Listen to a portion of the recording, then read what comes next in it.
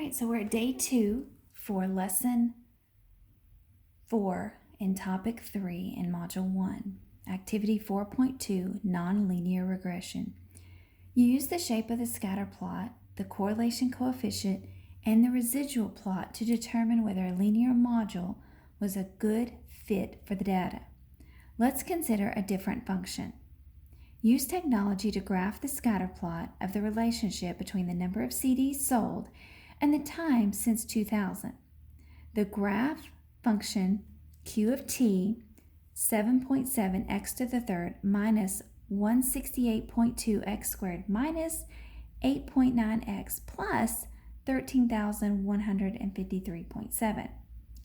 Sketch the curve of QT on the graph shown below. So we're going to graph this equation using our graphing calculator. They've provided for us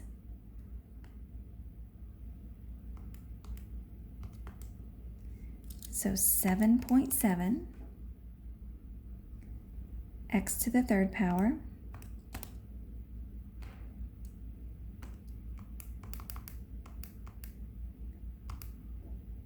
minus 168.2 x squared minus 8.9 x plus 13,153.7.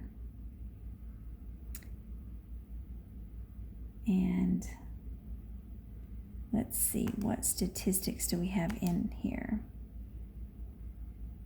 So we still have the same statistics, so we can graph it.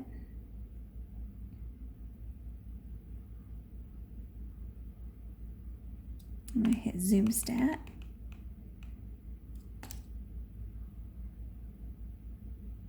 And that equation that they gave us follows these points. So we're just going to sketch that line. If you noticed, it also comes back up there.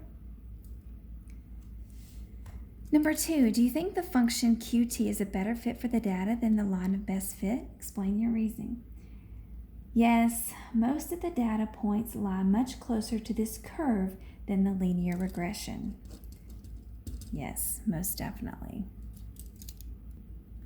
Number 3, we're going to use the function QT to predict the number of CDs sold each year.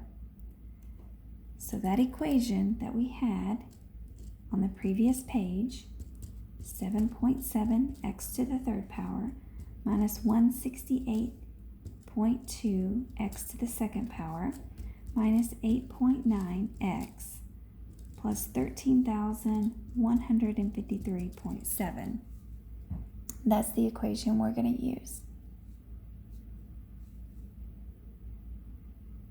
So we're going to enter 2005, 2015, and 2025.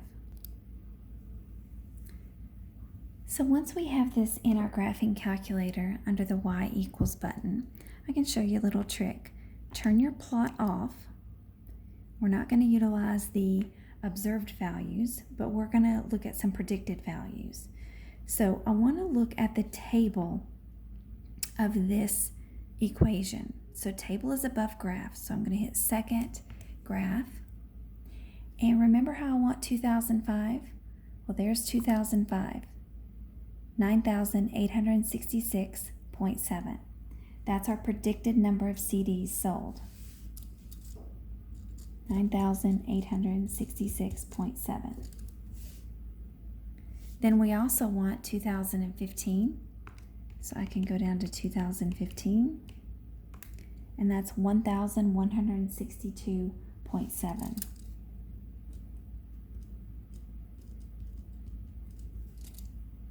$2,025, 2,819. I'm sorry, 28,119.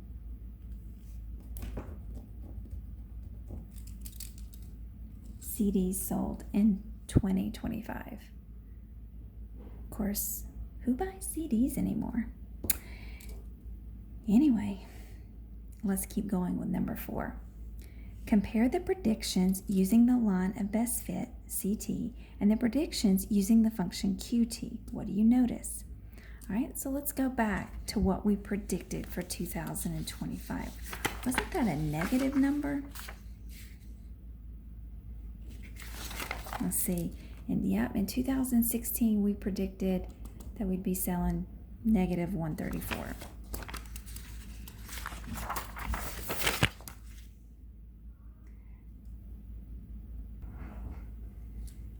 So I've noticed that the function QT fits better as long as we stay within the constraints of the given domain. The function QT is quite effective when we use the interpolate, but very ineffective when we use the extrapolate. So if we stay within our data set, within our numbers, it works. But if we go outside of our data set, like 2025, it doesn't work. So we need to use interpolation is more effective than extrapolation. Talk the talk. Does it really fit? Explain how you can use each representation to help determine whether a linear model is appropriate fit for the data set. Part A, number 1, the shape of the scatter plot. I can look at the points that make up the scatter plot. If the points appear to lie along a line, then a linear model may be appropriate. Part B, correlation coefficient. I can look how close the correlation coefficient is to -1 or 1. A correlation coefficient close to -1 or 1 indicates that a linear module may be appropriate. Residual plot. I can look at the shape of the residual plot. If the residual plot is curved, then a linear module may not be the most appropriate model for the data. Number 2, why is it important to use more than one measure to determine whether a linear module is a good fit for the data set? It is always a good idea to look at the data in multiple ways because one measure may show you something that isn't obvious with another measure. For example, a data set may appear to be linear based on the scatter plot, but the residual plot may show that another module may be better.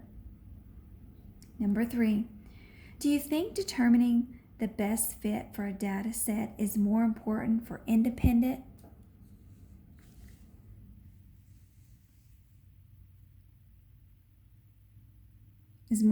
for interpolation or extrapolation? Explain your reasoning. Sometimes when the data appears to be linear, a better fit may exist. When extrapolating, the differences between the two different modules are much greater. That concludes today's lesson.